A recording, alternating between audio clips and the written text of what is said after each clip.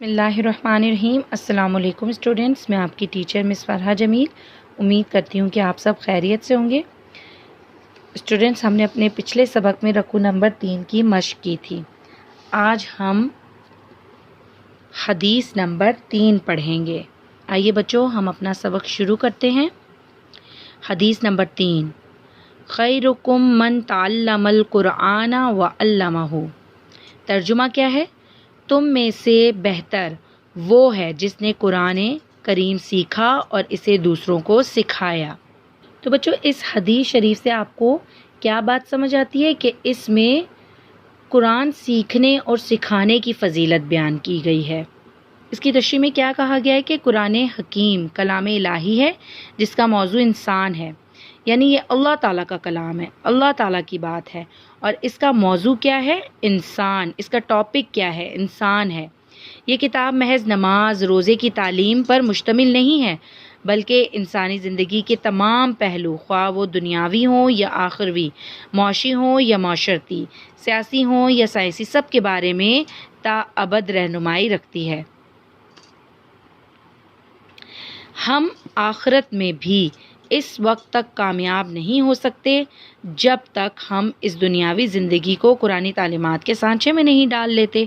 इसलिए ज़रूरी है कि हम कुरान मजीद पढ़ें, समझें और अमली ज़िंदगी में इसकी पैरवी करें, नेज़ दूसरों को इसका पैगाम पहुँचाएँ और इस पर अमल करने की तरगीब दें।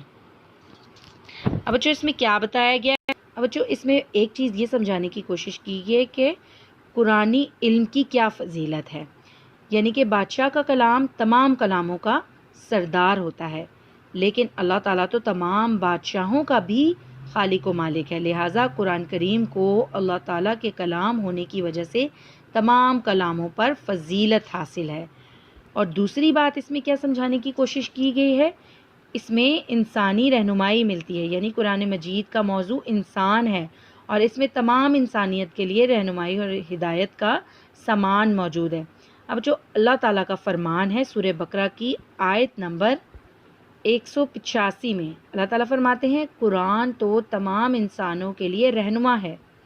तो बच्चों, ये इंसान को ना सिर्फ दुनिया से मुतल्लिक रहनुमाई फराहम करता है, बल्कि आखरत से मुतल्लिक भी। दुनिया और आखरत की तमाम कामयाबियों का राज कुरान मजीद में पोशीदा है, जिसे इंसान पढ़ कर, समझ कर, सीख कर हासिल कर सकता है। अब बच्चों, इसमें एक बात ये भी कही गई है कि कुरान की तालीमात ऐसी जामे है कि ये इंसानी ज़िंदगी के तमाम पहलू, मसलन दुनियावी, आखिरवी, मौशी, माशरती, सियासी, साइंसी, इखलाकी और इबादात से मुतल्लिक हर चीज़ के बारे में हमें रहनुमाई फराहम करता है।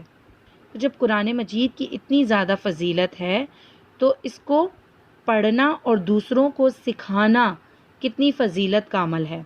अब इसमें कुरान मजीद के आलिम के लिए भी फ़जीलत बयान की गई है, यानी सबसे ज़्यादा फ़जीलत कुरान के आलिम और हाफिज़ और मौल्लिम की है, क्योंकि वो दूसरों को दुरुस्त सिमत में रहनुमाई का सामान मुहैया करता है।